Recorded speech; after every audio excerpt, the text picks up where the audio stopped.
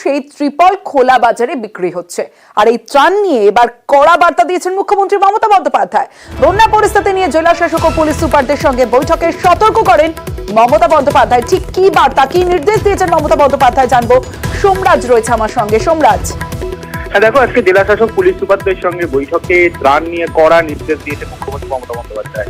তিনি বৈঠকে বলেছেন যে সরকারের তরফে পর্যাপ্ত ত্রাণ দেওয়া হয়েছে এবং সেই ত্রাণ যাতে পর্যাপ্ত পরিমাণে সাধারণ মানুষ পায়, কোনোভাবেই ত্রাণ আটকে রাখা যাবে না। মুখ্যমন্ত্রী এটাও বলেছেন জেলা শাসকদের পুলিশ সুপারদের বৈঠকে যে তার কাছে যাতে এরকম কোনো অভিযোগ না আসে যে ত্রাণ আটকে রাখা হয়েছে বা ত্রাণ দেওয়া হচ্ছে না।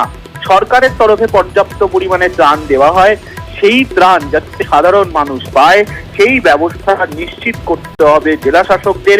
প্রয়োজনে মাঠে ময়দানে যেতে হবে, যে ত্রাণ পাচ্ছেন নাকি তার ফিডব্যাক দিতে হবে। মুখ্যমন্ত্রী মমতা বন্দ্যোপাধ্যায় এমনটাই নির্দেশ দিয়েছেন জেলা শাসকদের বলেই নবান্ন সূত্রে খবর। বেশ,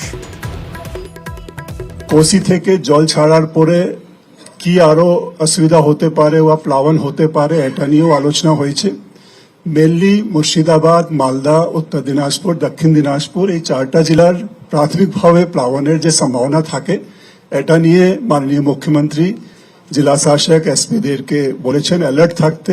আগে ডিভিসি থেকে জল ছড়ার জন্য যে এলাকাগুলো ক্ষতিগ্রস্ত হয়েছিল, প্লাবন হয়েছিল, ওই জেলা শাসক এসপি কাছ থেকেও ফিডব্যাক নেওয়া হলো।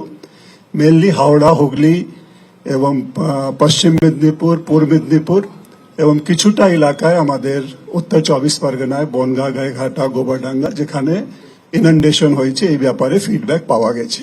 কি যেহেতু অনেক মানুষ এই প্লাবনের জন্য ক্ষয়ক্ষতি হয়েছে, ওদের বাড়িঘরগুলো ক্ষয়ক্ষতি হয়েছে, পার্সোনাল বিলঙ্গিংস এ ক্ষয়ক্ষতি হয়েছে, সেই জন্য যে রিলিফ অপারেশনস আমরা শুরু করেছি এটা চালিয়ে যেতে হবে যতক্ষণ নর্মালসি পুরোপুরি রেস্টোর হচ্ছে না। এইসব ব্যাপারে নির্দেশ দেওয়া হয়েছে।